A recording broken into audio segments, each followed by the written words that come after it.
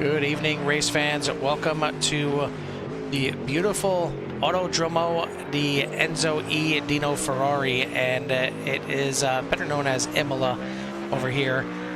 We are in Italy again, a short drive away from last week's race at Mugello, which ended up being a very good one, and at least for these guys here at CSRL, they had a nice clean track compared to the core GT series that had to deal with a torrential downpour. But put on a great show, ended up being very close all the way to the end with Craig Jancic grabbing the win, but by less than a half a second over Colin Winslow, and we love it when those races are that close. Hoping it's a little bit of the same here tonight, but it is it's a bit of a different track here, and I did brush up on my Italian so I can practice these, so I can say these corner names a little bit better by brushing up my Italian. I just mean I ate some pasta tonight, so we will we'll go through these corner names here. And a little bit easier here tonight, but a couple S turns as compared to Mugello. You got two S turns really to start off the track here, and that being Tamburello and Villeneuve before you head into the hairpin of Tossa. Piratelli is at kind of the top of the hill, little left-hander, sends you down into Acqua Minerale, and it's a very easy looking type of section right there. You see it at the bottom of the screen right now.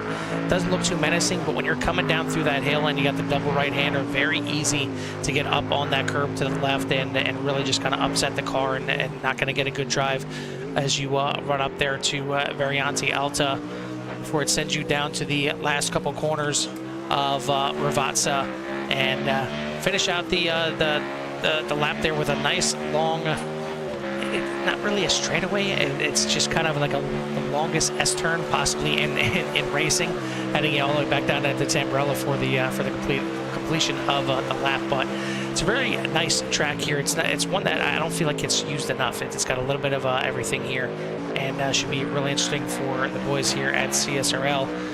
Carl Hamwork joined in the booth as always. Joe Sullivan going to join me here tonight, and Joe, I mean, we're coming to the end of the season, and I'm disappointed. I mean, I'm happy because I want to see how this thing finishes out, but man, we only got 4 races coming up, and this season is going to be under wraps already. Yeah, we're coming to the end of the road here for these guys and for this season, and it's we'll get to the points, but it is so close at the top here. These races are getting more and more important for these guys to try to seal up those a season 9 championship for the pro and the AM class. And once we get to the points, you'll see how close it is to these guys. But to get to this track, another new track that I've never been to, so gonna be a lot of learning for me here tonight, and actually get to watch a race happen here. I did not get any laps in here, so that does look like the longest, laziest S turn straightaway ever. But we'll see how these boys can navigate here tonight. And really, I mean, with 4 races left here, and Road America looming next week, which Craig's already kind of called a shot on that one. So if you want to try to get any kind of advantage or try to, get ahead and to maybe seal your fate, maybe tonight's the night to do it. Yeah, it can be a track that is it can be fun. I mean, there's a lot of really good passing opportunities here. Obviously, down into the Tamburello for the first corner. Ravazza at the end of the lap is a good passing opportunity, but you got to use some patience as usual, and you got to really focus on the exits, especially the exits of these little S turns. It can really set you up for a pass on the way out, but it's the curbs. You got to take a look at the curbs. Some of these GT3 cars are able to take the curbs a little bit more than some of the others, and I think that's where you're going to see some of the advantages, disadvantages here. But we're going to find out here pretty soon. But as Joe mentioned, we'll take a look at the point standings here, and again, after 6 rounds of racing, we are here on race number 9, or race number 7 here tonight. That comes after 6 last time I checked. But we'll take a look at the standings, and Craig Jancic on top of the boards, but just by 4 points over Siviani Madrigal, who has been putting in a great performance. Peter Muller, horrible race last weekend at Mugello, ended up being sideways in the double right-hander and ended up getting T-boned pretty badly. Just trying to hurry up and get off the track. Did not work out too well for him and loses the points lead, but still right there, tied with Siviani Madrigal in second place. Colin Winslow creeping up in there, and he is now only 3 points behind second place and only 7 points behind Craig Jancic for the lead. So top four kind of separating themselves. You got another 7 points back to Devin Young in the top five, who's definitely shown some speed as well this season. Over in the AM class, Bryce Reiner, no surprise that he has now taken over the points lead by 2 points over Christian Ortiz-Torres, who is just, once again, just plodding along, being nice and smooth and consistent, and racking up those podiums. Certainly, he's got a seat just reserved for him up in the booth up here for all the podiums that he locks in. John Nobinger, not sure if we're going to see him out there again tonight. I don't see him in the field. I know he's been overworked here a little bit, but it looks like he may be in. Yeah, he is in the session, so we may actually be able to see that 44 out there and see if he can take a run back at the standings here. Obviously, he started the season well, but missed a couple races, and now he finds himself 4 points behind Reiner, who just looks, I don't want to say unbeatable, because I feel like a lot of times if anybody's going to beat him, it's going to be himself. I mean, he's kind of hurt himself more often than not, but those guys clear and away your top three in the AM class. As you can see, a good margin back to Carlos Rodriguez in fourth place. But again, still plenty of time. We got tonight's race and 3 more after this before we determine both of our champions. And Joe, are you looking forward to closing out this season with a little bit more drama, a little bit more storylines before we end it? Yeah, I just want to touch base on this AM class division a little bit, because I mean, John has no room for error. He's already got his 2 drop races out of the way. So if he any kind of mistake, wreck, accident, that kind of just wipes, I think, his chances out here. I mean, he would have to have some help from the other guys too. But as far as, you know, Reiner and Torres, it's kind of like a battle of the rabbit and the turtle, right? Like, I mean, not that Christian's slow, but he's just consistent and just moves and kind of lets the race come to him. And Bryce is, you know, blazing fast, but he's prone to a mistake here or there in some of these races, which we saw last week. And Torres was able to get the win, and Ryder come home in second. So with only 2 points in between them, and then John back there and 2 points back from Torres, with really no room for error, it's going to be fun to watch these last couple races and see who can put it together and come away with it in this AM class. So I'm excited to see how that plays out here tonight and the rest of the season here. Yeah, I mean, you look at when it gets to standings like this, and you have, you know, say 2 or 3 or 4 guys that are, you know, clearly the top guys and the ones to beat. You would think it makes your job a little bit easier. There's less guys you have to fight, but in my opinion, it makes it actually worse. I mean, there's only 2 points separating each position here, so, you know, at best, if you don't win, you may only be losing 2 or 4 points depending on where you finish in that top 3. But you have one bad race, and you are losing potentially enough to just about take you out of the running altogether. So you really have to be on your toes, and especially, like you said, with Nobinger missing those 2 races, he cannot mess up again. And he's here tonight, but he can't miss tonight. He's got to make sure he does well, and unfortunately it looks like he's one of the guys that did not get a qualifying time in. So hopefully everything is good to go.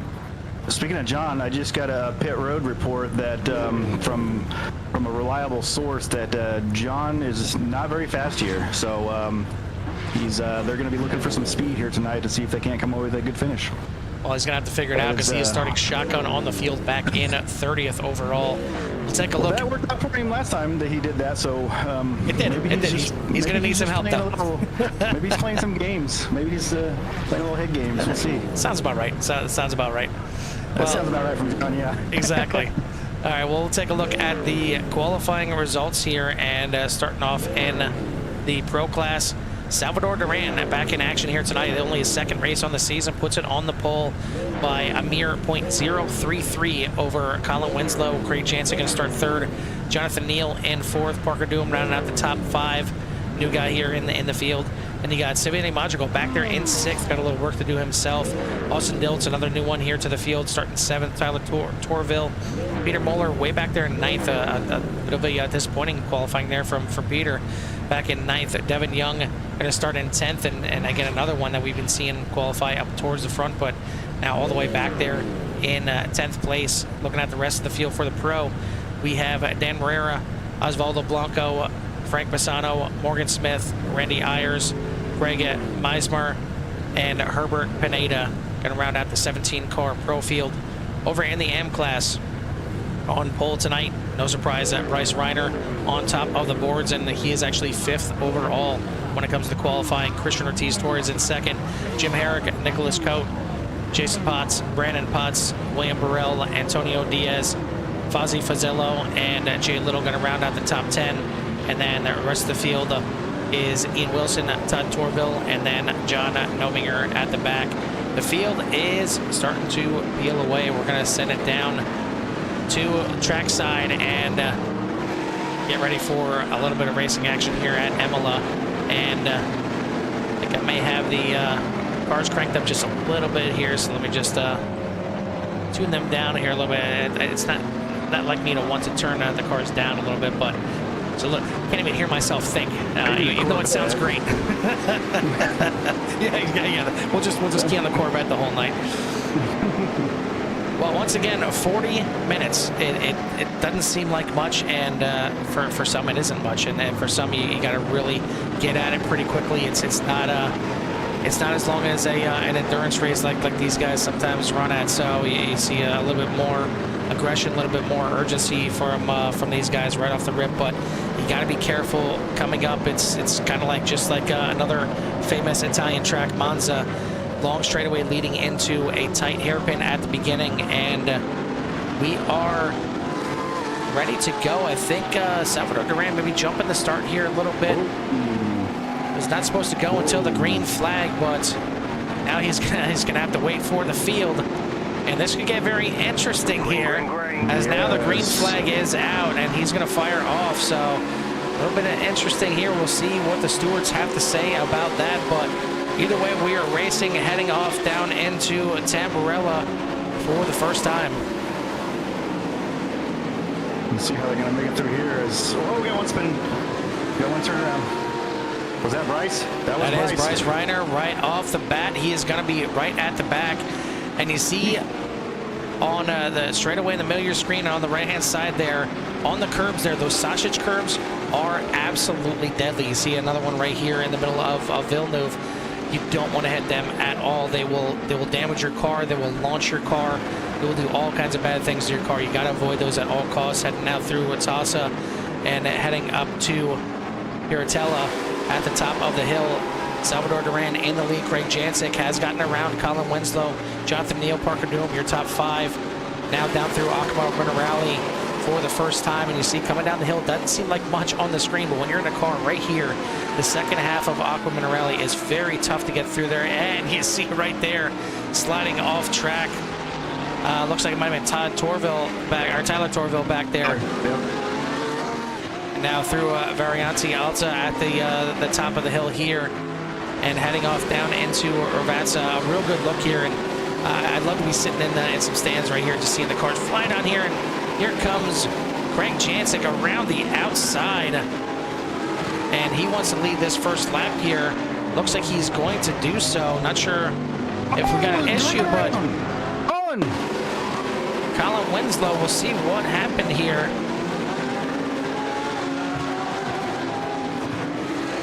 Gets into Salvador Duran going through the second half of Urvatsa, and hard impact right there. Some major contact right there, and looks like Winslow thought for a second there of going in, but he is going to stay out, so hopefully that car is okay. Hopefully it was just in the front end and not into the wheel, because that could be some serious damage and possibly even a meatball. But I almost feel like even if it is meatball, he may have to just kind of drive that thing around for a couple laps just to, to get enough a distance in there to put enough fuel in the car. But horrible start for both Colin Winslow and We'll try and take a look at Silvani Madrigal here, see what kind of damage is on the front of that Lamborghini. Doesn't really look like too much damage from what I can see. Yeah, it doesn't look too bad, but that was a pretty good lick. I wondered if there's any kind of wheel damage, you know, if there's no visible body damage. But Bryce Reiner, another look and see what happened to Bryce. Another issue here, gets off into the grass and sideways in Tasa.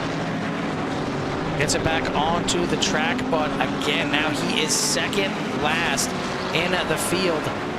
Making his way up through the field is John Nominger, already up to 7th place right now, battling. Got a nice some curves. Well, I mean, he's got that teeth on the front, ready to eat up those curves for sure on that new paint scheme there on the Lamborghini. And I wonder if that was by design. Yeah, I mean it's working, and like I said, some of these cars very close there as the 55 Fazzillo tries to send it to the inside. But out front again in the pro class is Jancic, Neal, Duham, Diltz, and Young, your top 5. Here in the AM class, surprise, surprise, keeping his nose clean and keeping it on the track. Christian Ortiz Torres in front, but Joe, take a look at his second. Remember this guy? Hey, I remember him. Yeah, I remember him too. Look at that. I was going to mention him I've seen his qualifying. We got a good qualifying start here today. And he's looking to the inside. He's trying to put some pressure on Torres. He's a hungry man. It's been a while since he's ate, so he's at the dinner table. He's ready to do something for dinner here tonight. He's a hungry man. Yeah, it's been a while since we've been able to talk to Jim Herrick in the 40racewear.com machine, and maybe the Corvette is not working out for him this year, as he's right behind a guy that he battled a lot last season, and that being Randy Ayers up there in the Pro Series right now. But yeah, not sure what happened to Salvador Duran, but Duran is around again. We'll take a look as he is just dropping down the tables after getting the pole. Not sure if it just kind of got in his head when he had the bit of a false start there, but sends it in on the inside here, gets those sausage curbs, and again, sausage is a no-no tonight, and you have to stay away from it, and he finds out exactly why right there, spins it back around. We're going to lose a bunch more time. I'd say, well, if there was any kind of penalty that was going to be coming Duran's way, he's probably about served it. Yeah, he's self-served at this point. Yes, exactly. That advantage he thought he had was gone. Thank you for everyone tuning in here tonight. If you haven't done so yet, hit that like and subscribe. Get in touch with everything that CRN has to offer. Enjoy the CRN Nation, as we've got some more racing on tap, and it's going to be involving myself and Joe. Right after this race here, we're going to have a back-to-back now on Wednesday nights with the YesCar Truck Series starting tonight. It should be a very good one. Got a good-sized field expected out there tonight for Daytona, so make sure you stick in here with us and grab a little beverage, grab a little snacky snack in between these races, and get ready for some more action as we go back-to-back here tonight. But good one here, good start for a majority of the field, but certainly, once again, like usual, there's a couple of those big names that are getting bit really hard here. Obviously, we've seen Callum Winslow and Silvani Madrigal, excuse me, get together. Duran went around a couple times with Winslow. Did indeed enter the pit lane on lap number 2, so he is at the back of the field. And the track map up here looks like we lost the track map here. Refresh it, there we go. And he has got a long way to go, but it's not necessarily a bad thing. I mean, of course, he lost a lot of track position, getting hit and spun around back there, but now he has got a chance to get a bunch of clean air laps in, and that's what he's got to do before he catches the back half of this field, as Duran really having some struggle in it right here. But we'll take a look over at Winslow. That car is nice and clean once again. He's got to put down some really good lap times before he catches the back of the field here, and maybe he can get the little the extreme short pit here, pitting on lap number 2. But he's not the only one that is in pits. Ooh. Was this a two-stop race, or No, this is still a one-stop race. You but can take 100%. That's right. I think this may be a little bit of a strategy call for John Omer. He got a great start, and now you see where he's going to come out, behind Colin Winslow here, but huge gap, other than Winslow in front of him. So we'll see if this pays off. Antonio Avendano Diaz is another one that pit on lap number 2. So not sure if he had damage or if he's going for the same thing, but you see that 87 tons and tons of clean air in front of him, at least for now. He's got the leaders not too far behind him, that being Craig Jancic. But some interesting strategy here being played at Imola. We're not even at the 10-minute mark, so this could get interesting once the pit cycle comes through.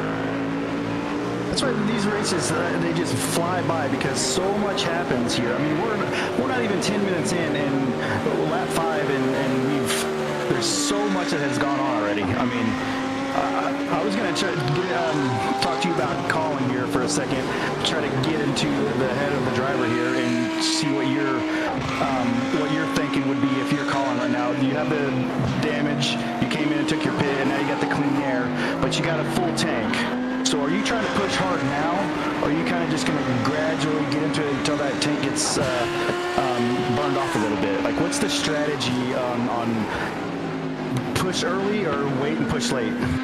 Well, you gotta give the tires, a lap or so to just to come in. But from then on, I'm a full push mode. I'm pushing the car for everything that it's got. The rest of this race, these tires can definitely last through the entire 40-minute race here. I mean, typically you can realistically stretch these tires out for a 2-hour stint. That's how we used to do it back in the old days of the endurance racing when they didn't do the tires and the fuel at the same time. Yeah, exactly. Back in my day, 2 years ago, that's how it used to be done. You used to double and sometimes even triple stint the tires because they used to do the fuel and the tires separately. Now they do them both at the same time, and it makes sense to just grab tires right away when you're in there. But yeah, I mean, these tires can certainly last. So I'm pushing right from the rip, and especially up until I get to the back of the lap cars here. Then I'm sure he's going to try and pick his moments and pick his opportunities to try and work his way through the back of the field. But right now is his best chance to just nail down a bunch of really good fast laps with nobody around him. Just go into to quality mode, go into put some tunes on, get in a relaxed mode here and get after it. Well, then that brings me to the next thing is, like, we've seen John pit, we've seen Christian pit. Is this more of a track to where these guys are thinking they can hit these faster laps by themselves and not be in this congested traffic as they are, as they were before they pitted? Like, is that, I guess, some of the thinking, or is it just a clean air issue? This is again where I'm the odd duckling out of everybody, because for me, I need a rabbit. I need something that I'm chasing. Typically, a car is what I'm looking at to try and chase. But you can get into a mindset. I sometimes get into a mindset of, okay, I'm trying to chase a certain lap time. I'm trying to best my last lap and then get another better lap and try and get the fastest lap of the race. So you can have that rabbit via lap times, not just cars. But I mean, ultimately, if you're not worried about looking in the mirrors, you're not looking at trying to figure out how to pass that guy in front of you, you should be more comfortable. You can take the track however you feel is the fastest and put those lap times down and not have to worry about anything else but you, and trying to keep that car in the fastest line as possible. So that's why clean air certainly helps in that aspect, but clean air also helps for the downforce. I mean, these cars do have a lot of downforce needs when it comes to braking and getting in and through these corners, and you may not feel it as much as you may feel on some some oval cars and things like that, but they will get some aero push, and they will get a little unhappy if you're in a group of cars and it's really disturbing the air. So it's certainly a good opportunity to get some lap times down when you got all that air pushed down the front end. Yeah, I just went and looked at the lap times, the last lap from Colin and then the last lap from Craig, and they were pretty close. There's about a couple tenths difference. Craig was a little bit faster, as Craig's gotten even faster that last lap, just a couple ticks. But I was wondering like what the mindset is, what the any kind of strategy. You know, if that just comes into like if it's just this track since we haven't really seen it, or if it's like a new strategy you guys are trying. You know, I mean, if you keep doing the same thing as other guys, you know, and you get the same results, eventually you got to try to do something different. You know, that's the definition of insanity. Exactly, definition of insanity, doing the same thing over and over again. Exactly. So, and expecting a different result. And especially, you know, Colin was kind of almost forced into his situation. I mean, if he was still, if he wasn't wrecked and spun around in that first couple laps there, or really on lap number 1, he's most likely still out there, and he's still racing Jancic, and he's not making the short pit. He's got a completely different you know, strategy for the race, but because he was involved in that lap 1 incident, now you kind of have to start thinking outside the box, and that's where I don't mind the short pit at all. For a guy like, you know, John Nobinger, he took the early pit stop. Again, I didn't see any kind of issues that he got no wreck, so I think it's straight a strategy call here for the 44. But he gained a ton of spots, a ton of positions right off the rip, and now he can come in like he did. It takes that short pit. He should be able to nail down some laps and maybe get comfortable with this track. You know, even though he said he's not good here, he's not fast here, I'll believe it when the results show me. So we'll see how this all plays out, but I like the call here for the 44. And again, you know, Avendano Diaz doing the same thing, coming in early, and now we see Devin Young from the top half. He is in pit lane as well, so certainly some early takers here to pit lane. We'll see who works out for and how it works out, but out front it is Jancic, cleared by 3 3/4 seconds over Jonathan Neal. Austin Diltz, Parker Duham, 2 of the new guys here in the field, up in 3rd and 4th. Siviani is still out there and still chugging away here in 5th place. And then you got Blanco, Moeller, Pisano, Smith, Morera, rounding out your top 10 in the Pro Series. Over in the AM, Christian Ortiz-Torres is still out there in the lead. He's got a 5.3 second lead, so a great run here for Ortiz-Torres. Herrick still doing good. As much as he can, he's got coat all over the back of him right now for battle for 2nd place. Jason Potts back there in 4th, certainly a better showing for Jason Potts here. And you got Bryce Reiner now back up to 5th place here in the AM class. So starting to make his way back up through the field, got very close there with Herrick and Coat coming through Minerali, but you see how much the car just wants to push through that second half of Bachman Minerali. And it's really hard to avoid that because it's a little bit tighter of a corner. It just seems like it's almost like a double right-hander, but that second right-hander is a lot tighter of a radius, and it's hard to just slow the car down as much as you need to because you're still kind of turning from that first one to the right, so you get on that brakes a little bit. The back end wants to kick out, so you almost just kind of like, oh, okay, whatever, I'm just gonna let the car do what it wants to do and drift out a little bit wide. Hopefully you don't go too wide and get that slowdown. Yeah, though there's Coat. Siviani came to the pit this lap too, and Coates coming to the pit road. And so a lot of early takers here. A lot of guys coming early and changing up the strategy that's we've pretty much seen them all year. And Siviani in, and looks like Nicholas Coat. We've seen him take the pit road as well, and we're not at halfway. We're seeing quite a lot of guys coming in here before the halfway mark, and now maybe we'll get to see how many positions here Colin Winslow can start picking up. As he's side by side right now with Ian Wilson on the front stretch. But again, I mean, all these drivers do have the 2 drop races, so it gets a little funky trying to figure out how the points actually are going to lay out, and really it's almost tough to figure it out until you get to that last race and see, okay, you know, what drop races are these guys using right now? What kind of points are they looking at getting, and can they actually make up the ground that they need to? But I mean, right now Winslow's going to do everything he can to just try and salvage a good finish here. It may end up being a drop race for him regardless, but it's all you know, it's making her hay on these bad days, and he's got to do what he can to get back up in the mix of this thing. Yeah, if he can just somehow find his way back up into the top 5, you know. I mean, I don't know how much he really lost on that first lap, time-wise or position-wise, but he was able to come in to pit the second lap, and so I don't think he's lost too much time. So I think if he can just stay consistent here and hit his laps, he can he can still salvage this day, even though it's probably not going to be the funnest race he's ever done. Just, 20 or so minutes out there by yourself, but I'm sure he'd rather be up front racing with Craig. They always go back and forth, so I'm sure that'd be a lot funner race for him. But he's got to find somebody to just gut this out and then try to go away with the top 5 finish. Was a good little scrap there between Jay Little and Tyler Torville, and back in 16th and 17th, obviously Torville in the pro class, and Little back there in the AM class. But it was right in front of Siviani Madrigal, and he's glad, I'm sure, that at least one of these guys went off into pit lane, and it's one less car that he's got to try and pass, as you see right now, trying to work around, and he is going to get around.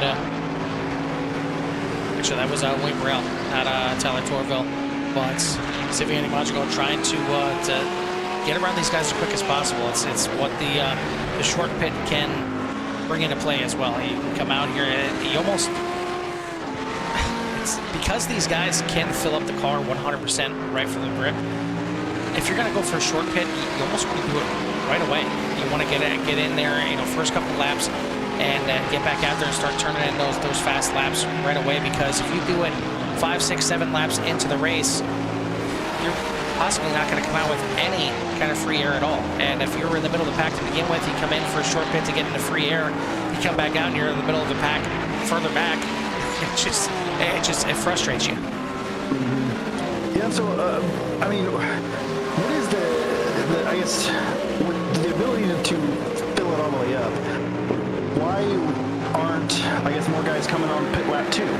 Like, instead of going through, let's say, like some of these guys are like between 4 to lap 7, now lap 10. I mean, you put 10 laps on your tires, get them hot, and then you come to pit road, cool them off for a little bit, and then you got to go and finish, just say 15 or 18 laps. Like, why not just, does breaking in half, like, help the tires? Or, I mean, I guess if you overheat them, you can run into that kind of situation, but what's stopping some of these guys from just coming on lap 2? Well, it's not the tires that's stopping them. It's because these cars run faster and faster the more fuel they burn off. So if you're out there with a half a tank of fuel compared to a full tank of fuel, you're going to be running faster laps.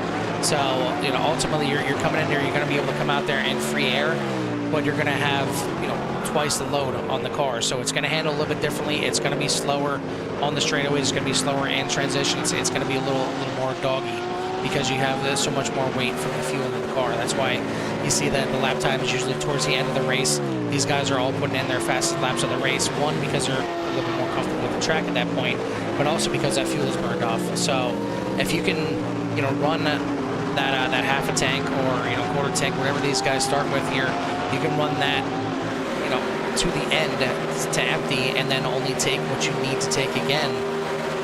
You're ultimately running the race with the least amount of weight for the entire race, and it should transpose into the fastest laps of the race. Are these things that light? Do you know what the weight of some of these are? Are these like 3,000? I don't. It'd be something pretty cool, and then even to kind of differentiate between the different makes and models. I wonder how much weight difference it is. Obviously, when we get to some of these endurance races for iRacing, the 12 hours and the 24 hours, they have a balance of power that they do for the cars, whether it's they add or they remove fuel, or they will knock the engines down a little bit. But if I'm not mistaken, I believe they can add or reduce weight as well. So it'd be interesting to see how much some of these cars weigh compared to the others, because I'm sure they're not all the same across the board. No, I mean, there's got to be pretty varying weights here, because just by looking at these cars, obviously the Porsche is the smallest, so it's got to be one of the lightest, you would think, but that may not be true, depending on what suspension stuff, drivetrain stuff. I would think probably the Mustang's probably one of the heaviest. Well, I mean, yeah, you look at these two Mustangs coming up here on the McLaren, and it almost seems like it's two different classes. I mean, you got the big, bulky Mustang here, and then the little sleek McLaren, which McLaren is going to get a facelift very soon, and I know there's a lot of drivers that are already looking forward to that in the next couple months. The new McLaren GT3 is going to be coming out, so that's going to be a welcome addition. I'm sure. Hopefully, it's still got the flames out the back. I know that was certainly something that all the drivers really enjoyed, but it's kind of it needs an upgrade. It can be fast at some tracks, but more than likely it's not the fastest car to select out there. But yeah, I mean, it's these cars are all shaped differently. They all pretty much handle differently, but at the end of the day, you can turn just about the same lap times with all of them. So it's the difference between the weight and the power. Yeah, 'cause, I mean, I have some real life dirt track experience in my life. I've raced dirt track races, cars for about 8 years or so, and I know, especially on the modified stuff, it makes a big difference because, I mean, some of those are only 2,800 pounds. So, I mean, you go, and some of them have 30-gallon fuel cells. So you put 30 gallons in there, that adds a lot of weight, especially in the rear where the tank is. But I guess I didn't really expect it to make that big of a difference in these cars, because to me, I feel like these cars are 3,000 to the 4,000 range. I mean, not quite that much, but 3 to 3,500 pounds. So and I don't know what's these got, like 20-gallon tanks. I'm not sure what let's see. But I wouldn't think it would make that much of a difference, but I guess it obviously does. And then when you're really just boiling down to tenths of a second per lap, that make a huge difference. Yeah, looking it up here, it looks like the GT3 cars range from 2,600 pounds to about 2,500 pounds, and the horsepower being between 500 and 600 horsepower. So that makes a lot more sense.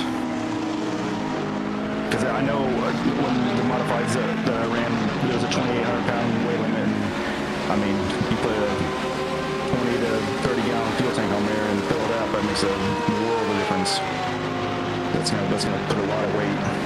And it's the handling issue too, right? I mean, it's just really gonna affect your handling. Well, it all depends. Obviously, none of these cars are built the same. Some are front engine, some are rear engine, some are mid engine. So where the fuel cell is on the car is certainly going to affect the handling as well. So you could be in a car that is a little bit looser, and you'd like to tighten up a little bit. Maybe coming in early and putting extra fuel in will help tighten that car up, or vice versa. Maybe you get a little bit better and a little bit freer as the other fuel burns off, and you want to try and keep as little fuel in there as possible. So yeah, the fuel definitely plays a big part in the handling. We are up past the halfway point now, past the 25-minute mark even, and we've got a bunch of guys that have come into pit lane, but quite a few that still have yet to come in. Second place now overall, Jonathan Neal into the pits.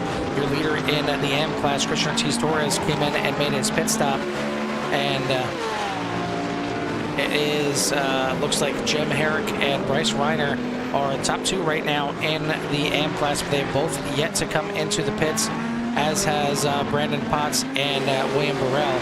So it looks like, as of right now, Christian Ortiz-Torres should cycle back out as the leader.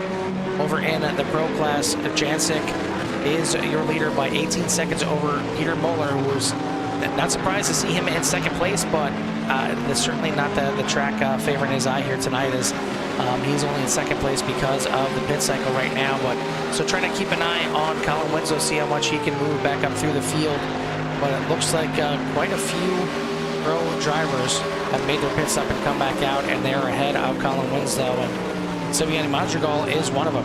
He has done a great job getting in and out of the pits. He is ahead of Parker Doom and Austin Diltz at the front half of the guys that have made their pit stops. The only one in front of him that made their pit was the one that just came in, Jonathan Neal, in and out of the pits, and he has got a nice little gap of 6.5 seconds in between him and Silviani Madrigal in his attempt to try and grab a podium and a second place finish here tonight. But they're all chasing this man who is now coming in for his pit stop, and I think only a pit road error could deter him from grabbing a win here tonight. Second place, Peter Muller still going through Ravazza right now. That's how far behind he is and off the pace here tonight. Not something we see from the 997 too often, but he's going to come into the pits as well. And next in line, Frank Bassano, he is making his way into the pits, as is Morgan Smith right behind him. Randy Ayers now coming down into Ravazza. We'll see if he comes in this time or if he's going to go around one more time. We see it pretty often with Randy that he just gets 1 or 2 more laps in than everybody else, but he will come into the pits. Jim Herrick, your AM leader, is going to come into the pits as well. And Bryce Reiner right behind him. We see him right there coming onto the screen. He's going to come into the pits, so a good amount of time that Reiner has gained back on this field. Brandon Potts, the last one, and he will come into the pits this lap, so that will complete our pit cycle. Jancic back out and back onto the track. 9-second lead over Jonathan Neal. Yeah, and Jonathan Neal has about 6 seconds over CD1. Before all this kind of pits started cycling, Reiner had got himself back up to a surprisingly 5th position. He was motoring through the field there pretty good, and he was up to 5th. I'm not sure what happened with John or Antonio Diaz, because they were, I know they short pitted, but they're just way back from everybody here. Yeah, maybe John actually not holding his cards close to his vest, and maybe he is actually slow here tonight. He moved himself into the top 5 here. So, again, sacrificing maybe a little bit of speed, and he got to avoid those big bad curves. Not at all. Almost sacrificed the entire car on that one, but trying to make the best of a bad situation here, off pace here tonight. But if he can grab a top 5, it may help out, and especially with Reiner, again, having some issues here tonight, and Ortiz Torres loving every minute of it. Reiner still back in 4th place, and man, he's got a gaggle of cars in front of him, side by side. Almost makes contact there with the 99 of Herbert Pineda. That was very close, and that was a little bit of a maybe netcode contact. It got very close to actual contact, but I think there was a gap in between. But yeah, it's getting very close. That was through Aqua Minerale there. That's going to cost Bryce a lot of time here, especially trying to get back up to Jim Herrick to get a podium finish here tonight. Yeah, Nicholas drove it in there deep and was right on the bumper of Jim Herrick, and that got Bryce out of whack, and he had to check up, and then they kind of almost got into a little bit of contact there. But now Bryce has got to regroup here and try to run down Jim here. Nicholas Cota, in the meantime, was one of the guys that came in a bit early compared to everybody else. Pit on lap number 9. He is in 2nd place right now. Ortiz Torres is your leader once again in the M class, 8 seconds ahead of Cote, who's got 3 seconds ahead of Jim Herrick, and then only about 2 seconds from Herrick back to Pineda, but quite a few cars in between, and maybe a little help from his teammate here, Dan Herrera. We'll see how much Dan Herrera plays blocker here tonight, as Herrera is currently running in 14th place here in the pro class, but no help whatsoever. No. Just dives to the inside, puts his teammate out there, and close to contact, and maybe right there. Looks like Pineda maybe gets Herrick off the track there a little bit, losing the position to Reiner. So now Reiner back into 3rd place here, trying to make up for a lap 1 incident once again is the 24. But up at the front, Greg Jancic running the fastest lap of the race. He's been the only one that has cracked into the 141s before this, and he goes even lower now, 141.8. So blistering pace out there for the 3, trying to go for another win here tonight, stretch out his lead in the point standings with 3 races to go after tonight. Yeah, I'm wondering if Jim had a slowdown there. It looked like he just pulled over. I mean, I don't know from what, but it looked like he just pulled over and let him go. And I wonder if he had a slowdown or something, or I think he went to the outside to allow Herrera by, and then when he went to kind of finish the corner, Pineda was there and gave a little tap off into the grass, and just it's a little slick there, obviously in the grass, not getting the grip down, and it certainly hurt him right there. Back for the back half of the top 5 in the Pro class, getting a little spicy here as Valdo Blanco in 5th place. And he is right behind Austin Diltz. So actually this is a battle for 4th, 5th, and 6th. We got Diltz, Blanco, and Devin Young. Again, Young, another one that kind of surprising to be off pace here tonight and trying to salvage a bad race here tonight. Maybe grab a top 5 and still has a chance at a 4th. And you see right there coming into the picture, Peter Moeller trying to do the same thing in 7th place. 8th place is Colin Winslow. So after it's all said and done, Winslow back there in 8th place. Still got some time to maybe catch up to this group, and really, if he can start putting down a blistering pace, could pick off 4 cars all at once here. But gotta be really tough out here. Under 7 minutes left to go here at Imola. Yeah, as he's 3 seconds back here from two seconds back from Peter and these guys, and he'd really probably like to get around Peter and try to gain a little bit of points on him, as he's right in front of him in the point standings. So at least that's probably his goal at this moment, try to run down that 997 and get around him somehow. Well, as we're coming to the last few laps here tonight at Imola, it's about time to get a listen to all these great sounding GT3 cars. Whether you like the Corvette or not, we're going to listen to it anyway. But give everyone out there in CRN Nation a little love to hear it.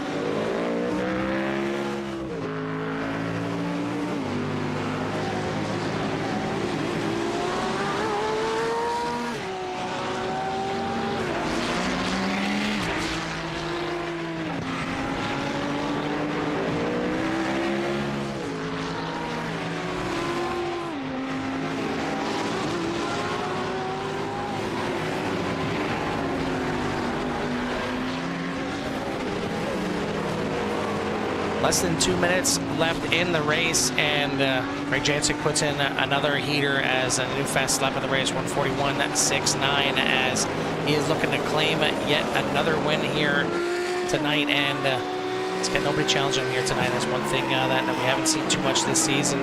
Jancic pulling away from the field, 13.6 seconds in the lead. At Madrigal hanging on to third place. But the battle for fourth, fifth, and sixth still waging on. Diltz, Young, Moeller right on top of each other, and Winslow not too far behind, looking to pick up some pieces if he can. As they're coming up on the lap car here, you see Diltz flashing those lights, trying to get the 27th place car of Todd Torville to go out the way, and indeed he does. And let's these three continue on their battle over in the AM class. It is Ortiz Torres with a nice 8-second lead over Cote in second place, and then a good distance back, another 7 seconds back to Bryce Reiner, who is looking at possibly another podium here tonight, unless he makes another mistake, knock on wood here. But it's not going to be the points finish that he wants to have, and could potentially lose that points lead once again, right back to Christian Ortiz Torres with 3 races to go. John Nobinger out of the top 5, and he is back into the pits. Not sure if something happened here for Nobinger. I mean, I don't imagine that he would have had to come back in here to top off for a second time, but either way, the pit strategy not working out too well for him. But we are on the final lap right now, as the white flag in the air for Craig Jancic. One more lap around this beautiful Imola here, and going to be the second last time that we visit the country of Italy, as we got one more yet on the schedule, and that is going to be the final race of the season, Bassano.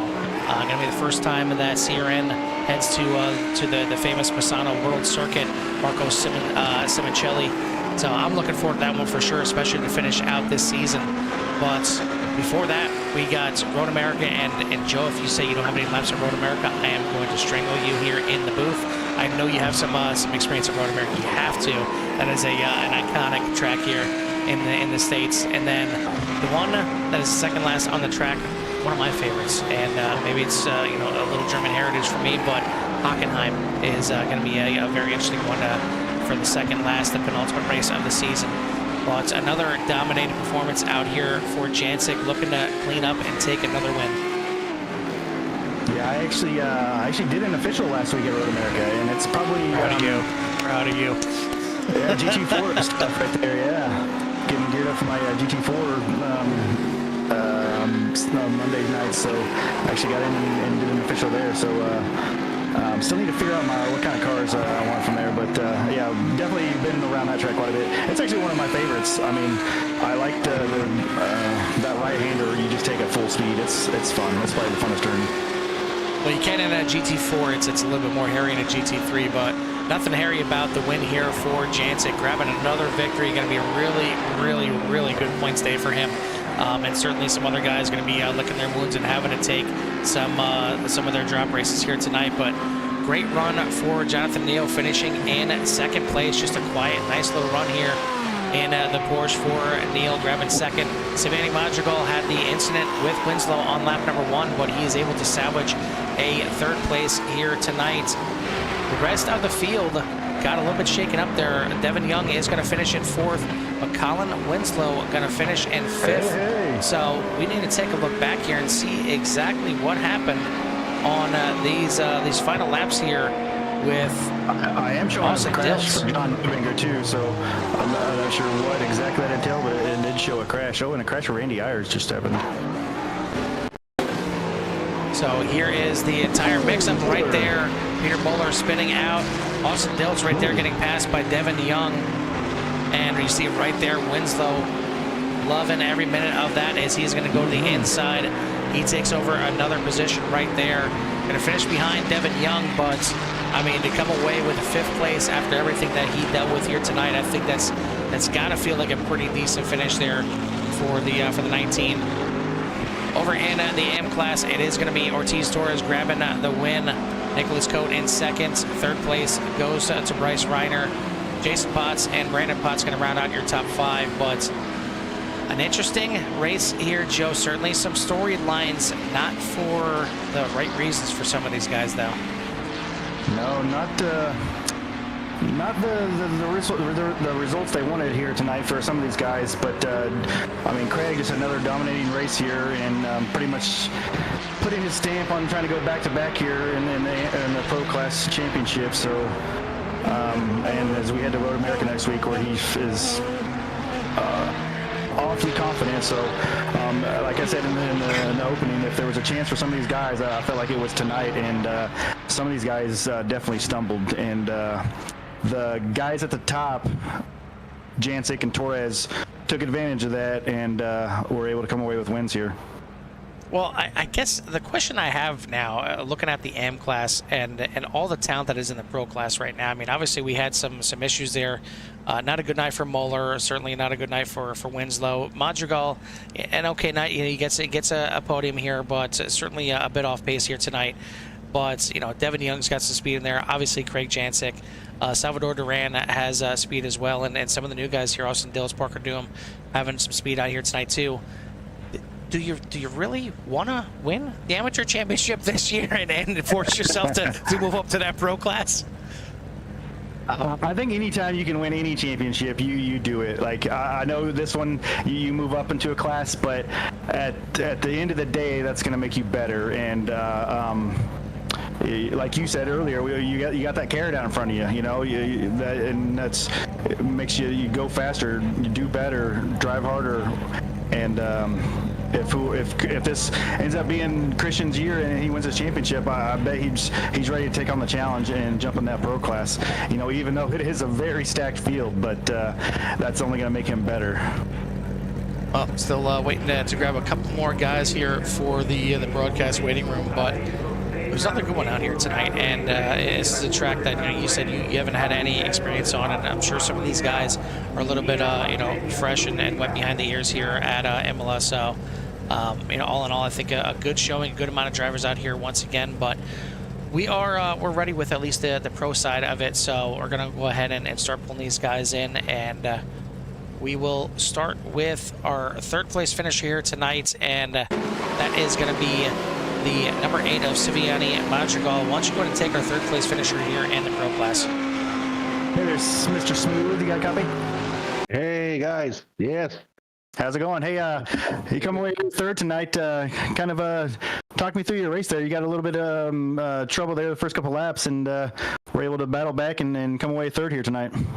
Yeah. Actually, it was a tough one. Yeah, today I don't know why. Well, but yeah, so it was a tough track for me, and I didn't get the pace but at the end, so I just trying to, trying to be there, trying to look for my pace.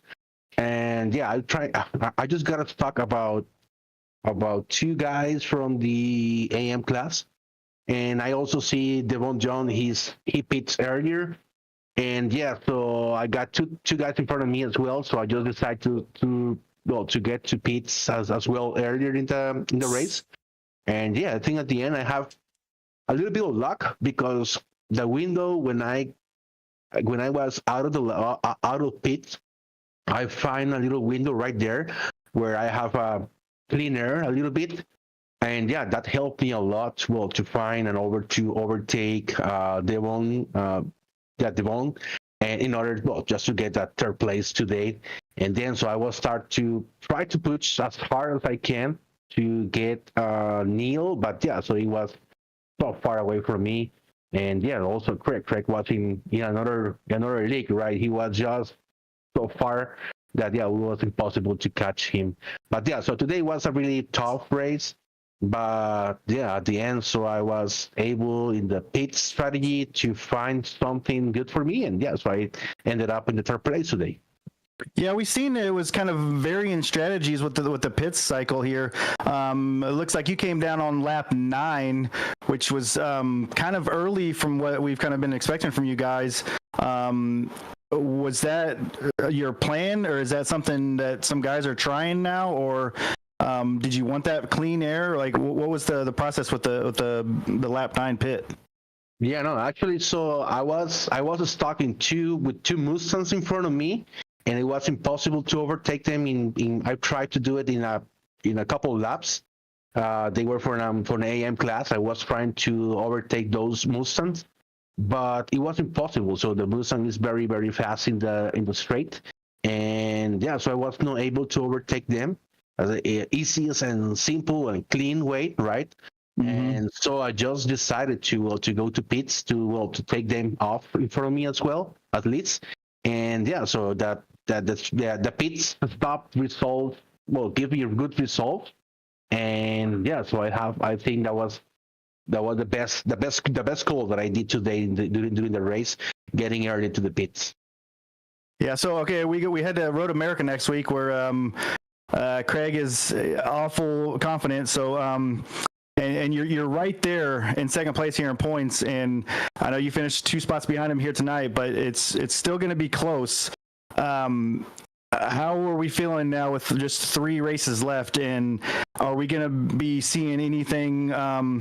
You take any more risk to try to maybe do something a little bit more risky to try to maybe get in front of Craig or get kind of steal a win from here or something like that? What's going to be the process here? Craig always says that his favorite track is Road America, and all the other tracks that we are racing, all of them are Craig's favorite tracks. But yeah, so I think for these coming next 3 races, definitely I will battle for that championship, right? And yeah, so if I have the opportunity to take Craig out of the track, I would do it. There we go. That's what we like to hear. Yeah. All right. Before we let you get out of here, anybody want to thank? Well, to you guys, always this amazing broadcast, and all the guys in the league. Congrats, Craig, for the winning again today, and also Neil. I think Neil is a really good, is a really fast driver, and he showed up today with that second place. Congrats to Neil as well, and to all the guys that are supporting this league. So thank you very much for keeping this up. And we'll see what happened in the end of this on this season. All righty. Well, congrats on the 3rd, and we'll see you at Road America. Right, guys. Thank you. Have a good one. Take care. That is your 3rd place finisher here tonight in the pro class, Siviani Madrigal, and hopefully we'll see him at is it Road Atlanta or am I mistaken here? Yeah, Road America. Okay, all right. Getting a little confused here, but yeah. So a good run here by Siviani after having the lap 1 incident for sure. But our 2nd place finisher here tonight is going to be the 23 of Jonathan Neal, and really just a quiet race for you out here, Jonathan. It just seemed like some of the seas parted for sure in the beginning with Duran and Winslow having their issues, but it just seemed like you kind of settled into a groove pretty early, and you were losing track of Jancic, but you were still running some pretty quick laps out there. And if I'm not mistaken, I think you might have had the 2nd or 3rd fastest lap of the race. Yeah, I got a little lucky trying to clean up some pieces and whatnot, but I was hoping I'd have the pace today on this track to keep up with Craig and Colin, and I didn't know Salvador was going to come and kind of steal a podium qualifying from me, but I was really close, and yeah, after I saw how far away Craig was, I knew it was going to be a lot of work to try to catch him, and so I just kind of settled in my groove and tried to keep the pace up and try to recover what was left, but maybe praying for a mistake. But these guys are pretty talented; they're pretty consistent. So, happy to pick up some pieces there. We got pretty lucky. Yeah, that's kind of the next question is at what point do you kind of see the guy in front of you, whether it's Jancic or anybody else, you see them maybe just a little bit quicker on pace? Do you try and push for a few laps to see if you can kind of match their pace, and then once you don't, you settle it back into a groove, or is it just kind of nice and easy all throughout the race and just hoping there's a mistake? Early on, like in the first couple of laps, maybe first couple 5 to 6 laps, like I felt like he wasn't really losing me that much, and I was kind of pushing and overdriving to see if I could make up for it a little bit, but it just kind of cost me some mistakes and some corner speed entry or exits, and yeah, he was just pulling away from me too much at a time, and so I couldn't get into his draft, and I was really hoping I could battle him today, but but yeah, I definitely have some work to do with consistency and just choosing the right car. But I'm really liking the Porsche so far. It felt good to me. But those first early laps is when you can really push. After, when it comes to the end of the race, or by the time you come into the pits for the first time, I mean, your tires are pretty much done, and you get a little time to cool them off, but they heat right back up, and yeah, it gets a little loose out there. So I didn't really have anything to show for them. It wasn't a win here tonight, but best of the rest is not exactly bad when you got a pretty decent pro class that's out here, and even some of the AM class drivers are not exactly anything to scoff at. So it's a tough field out here, but coming home second place overall, gotta feel good. Yeah, I was pretty happy about it. So I was happy to just stay consistent, stay in the groove, and bring it home, get some points on the board. Yeah, these guys are really quick, and yeah, happy to be racing with them. They're fair, they're very clean. So I'm just hoping I can catch a battle with one of these guys in the future, if I can up the pace a little bit in consistency. Absolutely. Well, you keep coming out there and putting in these good lap times like you did here, nice and consistent, and you know, sometimes the chips fall your way, and it certainly did at the beginning of the race, and it worked out nice. So congrats on the second place here tonight. Anybody you want to give a shout out to or thanks to before we let you go? Thanks to William Burrell for inviting me to the racing league and showing me the ropes here, and go ahead and give a shout out to Simcraft, my old employer. They're awesome too. Definitely recommend all their setups and stuff. So I appreciate you guys, and yeah, I'll see you on the next one. All right, sounds good. Well, hopefully we'll get to talk to you after that one as well. But take some time to celebrate the second place. Cool, thank you. That is your second place finisher in the pro class, the 23 of Jonathan Neal. And the next guy, we've talked to him once or twice here. Joe, why don't you go ahead and take our winner here, the 3 of Craig Jancic. Hey, Craig, you got a copy? Oh, it's so loud and so clear. Oh, good. So loud, like you were just walking away with this race here tonight? All right. So my dad, before every race, he asked me, is there going to be any drama tonight? And my answer is always, I try to say, not if I could control it. So thankfully tonight we had drama before the race even started. Yes. I have a lot of sympathy for people, but I don't when 10 seconds before we come, then the pace car pulls off when I say, reminder, we go on green. And then you slow the field down to 31 miles an hour and launch 300 yards before the green flag. I don't know. There's going to be a long review process. There's probably going to be restart procedure changes. It's just, it's so unfortunate that, like, you know, we put out such a good product every week. I don't even feel too cocky to say that, but we do as a league. We're doing a fantastic job, and I'm so proud of us. So we can't have things like that happen, and it's unfortunate. You know, I feel weird about winning in that sense. I'm glad, don't get me wrong, that it was me. I hate that Colin got cleaned out by him trying to give spots back, but it's great for my championship. I don't want to dwell on that because I don't feel right about it, but you know, it ended up being a great race for me, and we were able to hit all our marks and get through here just about perfectly. Yeah, you pick up your fourth win of the season here, and we head to Road America next week, which I'm sure you're excited about, I guess. Enough said. The beautiful Elkhart Lake, Wisconsin scenery.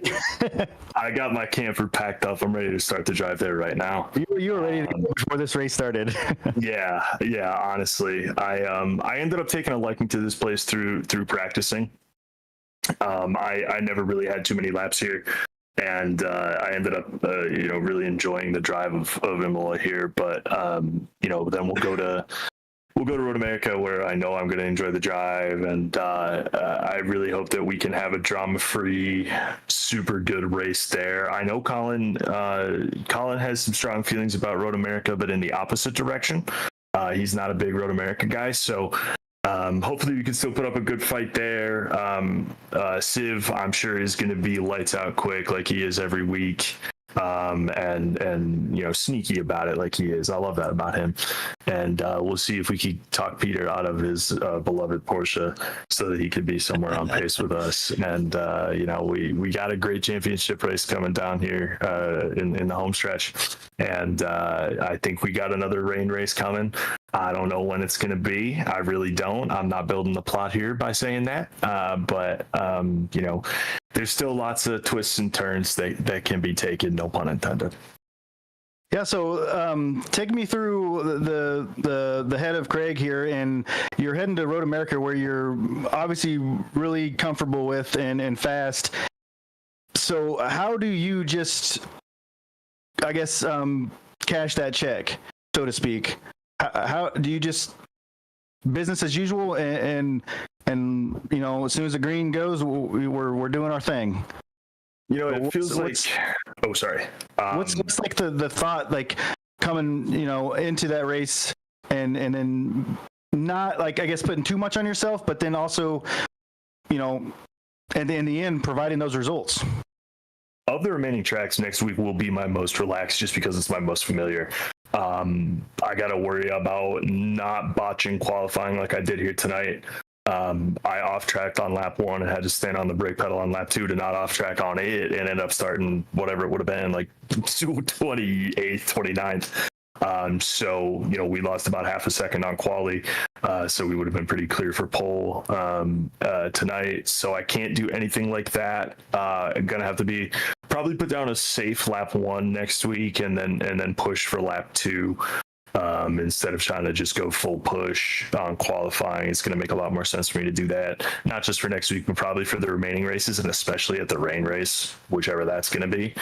Going to have to make sure that we're going to just limit the mistakes. I mean, we're watching, Colin's fighting for this championship so hard, and he's had, the luck of a brown paper bag the last 6 weeks. So it's going to come down to controlling what you can control, and then just praying for the rest to kind of fall right into your shoes, kind of like tonight here did for me.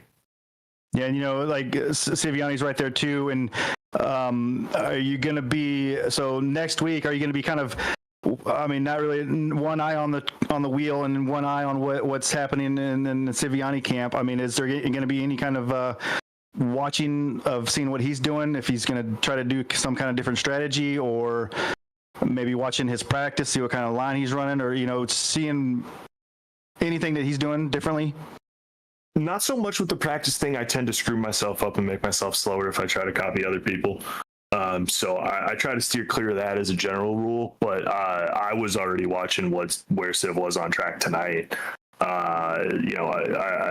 Same thing kind of goes with Peter. I know that he didn't have the best night tonight, so he's going to fall a little bit further behind us once again. But it's a good thing to continue to be aware of that type of stuff when you're fighting for any championship that's this close. That's we bring 30 cars to the track. You cannot have a bad week. I know we got drop races, but I feel like I've already used my 2 in my own head. So I'm more concerned with trying to make sure that we got our wheels on the track. I'll scroll down that standings every so often throughout the race, but I'm going to be I hate to beat a dead horse, but I'm going to be controlling what I can control. That's going to be looking at where my tires are. I feel like I could just sit and talk to you for several hours about just about anything. Racing in particular, but I probably extend these interviews more than the other people, but I absorb so much information from you because you give it, and I appreciate that, your willingness to give information like that to us. Yeah, my pleasure. I'll always keep myself open for that type of conversation. And Joe, you know what? Let's talk. We could talk about food if we weren't on the clock too. I love food. Carl, I don't know what you're like in the food department as well, but I said I ate some pasta so I could speak some of these Italian names of these corners here. So yeah, it's a start. I threw the Italian flag on the car because it only fit here tonight. I'm driving a Lamborghini. We're in Emilia Romagna. You got to kind of embrace that stuff sometimes.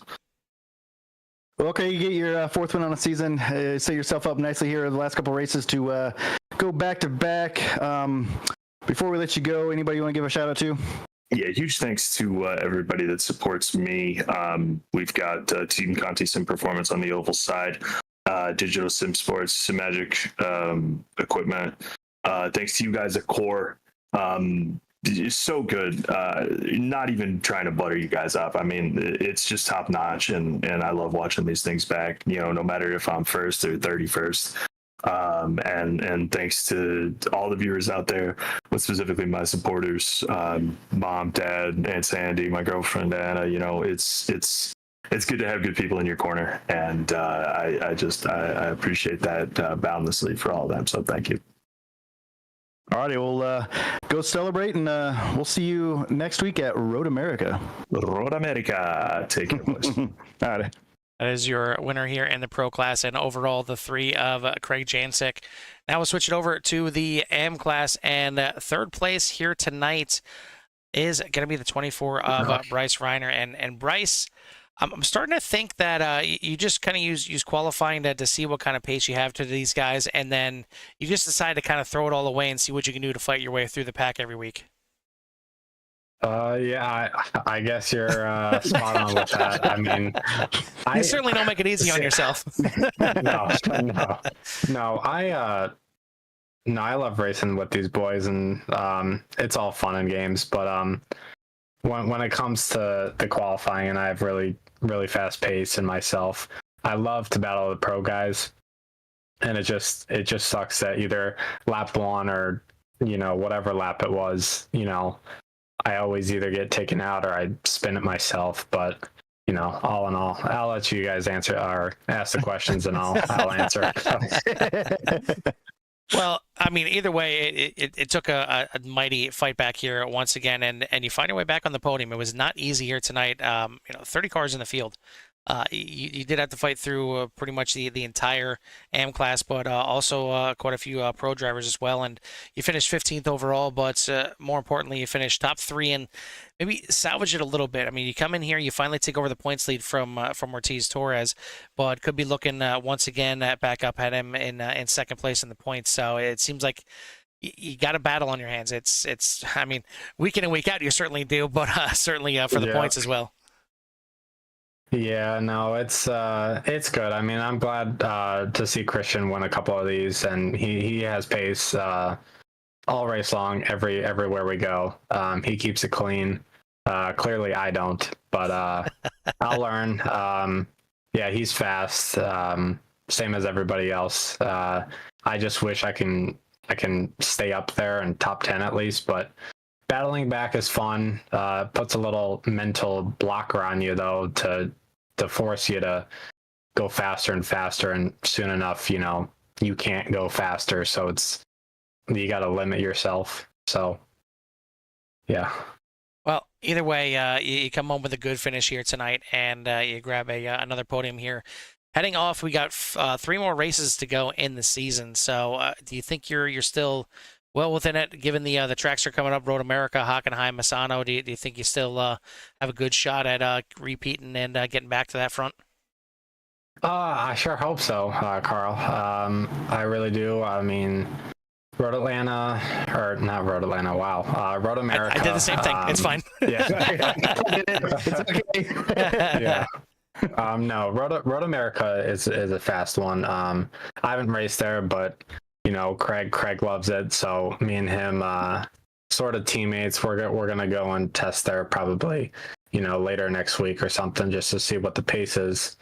And that's who I kind of follow. If I'm way off of him, I'm like, okay, it is what it is, and I'll just battle for the AM class. But this track, Imola, I love it, and I'm pretty sure Austin Neal didn't mean any harm by cutting me down just a little bit on turn 1.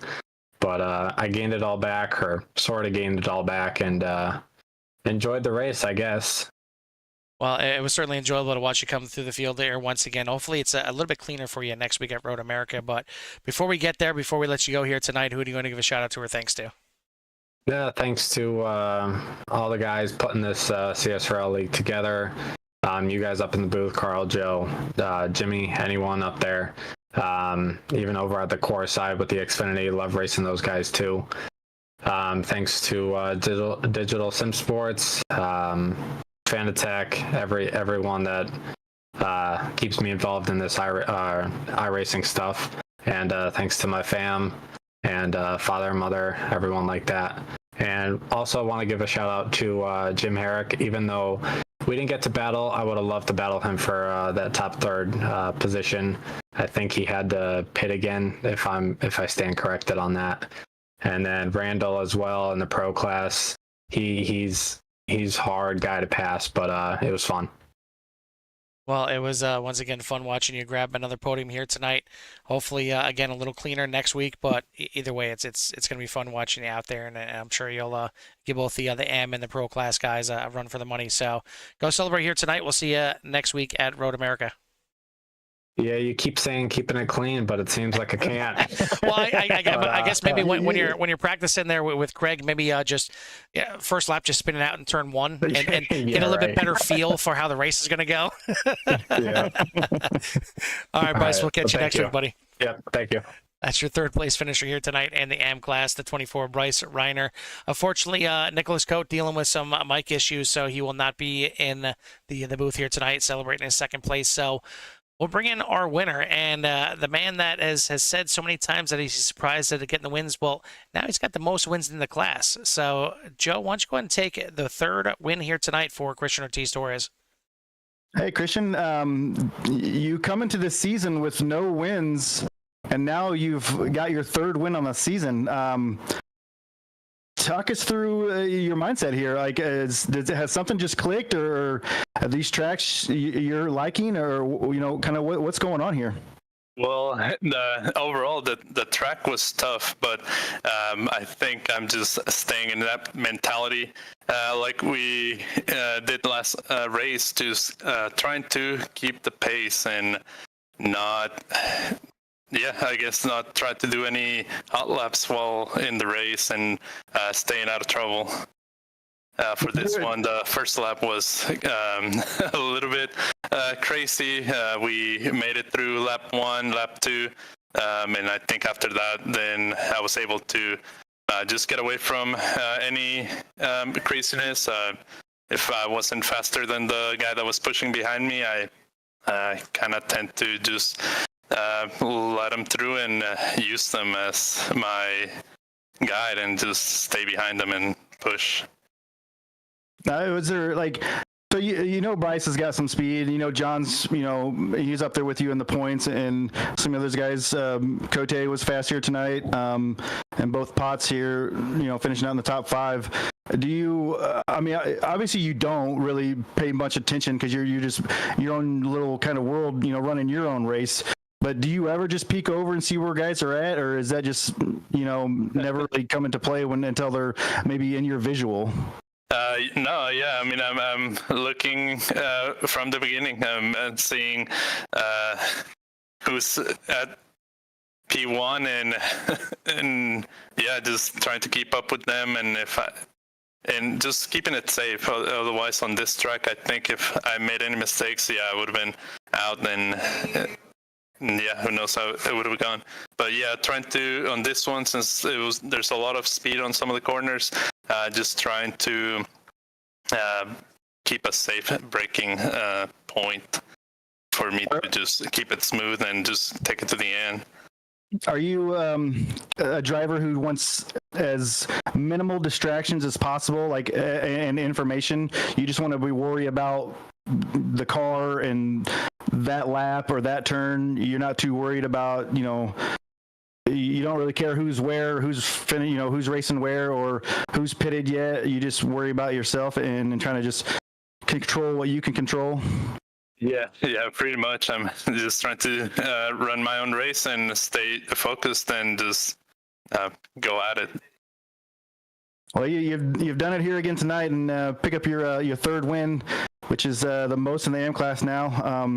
Between you, Bryce, and John, you guys have been like the class of the field as far as the wins go. But you set yourself up nicely. You should be able to take the points lead here. I think we'll have to see what the points shows, but you get the points lead with a couple races left to go. I know next week's going to be business as usual for you, but how do we feel about Road America in general? I don't think it's going to be an easy one, and just gonna have to practice and keep a safe pace and just keep steady, try to stay out of trouble. All right, well, congrats on the win tonight. Before we let you go, anybody want to give a shout out to? To my girlfriend Brooke, my family in Denver, you guys, and everybody in CFG, and of course everybody that makes this possible and is here out racing and throwing out some competitive laps out there. Definitely not easy.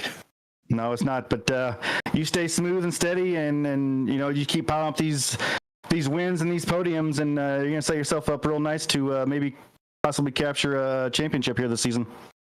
Yeah, we'll give it our best. Alrighty, we'll go celebrate, and we'll see you next week. All right, thank you guys. That is your winner here in the AM class, Christian Ortiz Torres in the 20. Another great one for the boys here at CSRL. Again, another great size field, 30 cars in total out here tonight, and you love to see those kind of numbers, especially this late in the season. 3 races left now in the schedule, as we mentioned, Road America, Hockenheim, and Misano.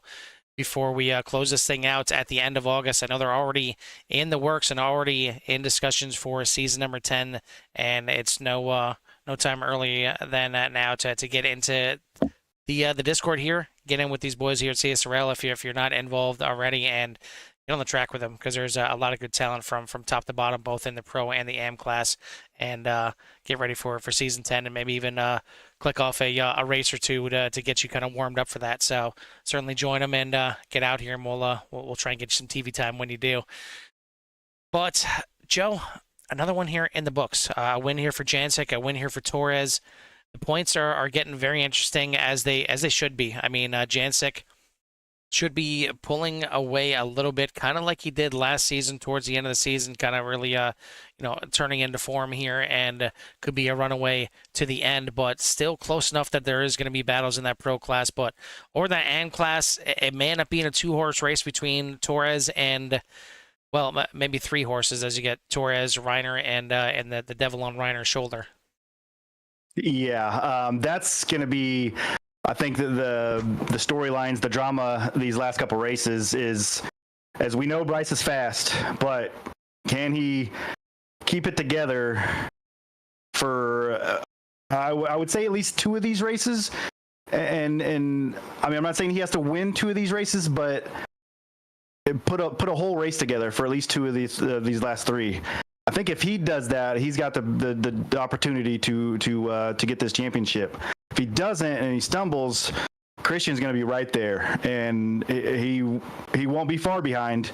He'll be right there, and he'll take advantage of any kind of mishaps that Bryce has. So that's what I'm excited to watch unfold here these last couple weeks. Want to send a shout out to our series sponsor, Skyler Vickroy, not in action here tonight, unfortunately, dealing with COVID. So hopefully, thoughts and prayers from the Ciran family that he gets better and gets over and gets back on the track here soon. And you can catch all his racing action at youtube.com/@AVOVOOM Gaming, or on his Twitch channel with AVOVOOM as well. But hopefully we'll see him back on the track next week and all healthy and healed up. But take some time, rest a little bit, feel better there, Skyler, and we'll see you back on the track, I'm sure, sooner than later. That's going to do it tonight for myself and Joe here at CSRL. Once again, we got another brand new broadcast coming up next here at about 10 o'clock Eastern Time. And that is going to be the Yes Car Truck Series. It's certainly going to be a good one. But we are done here. We got 3 more races to go here for CSRL. Make sure you tune in. If you haven't done so yet, hit that like and subscribe. Get you in touch with everything that CRN has to offer. But for myself and Joe at Imola, we'll see you at the track.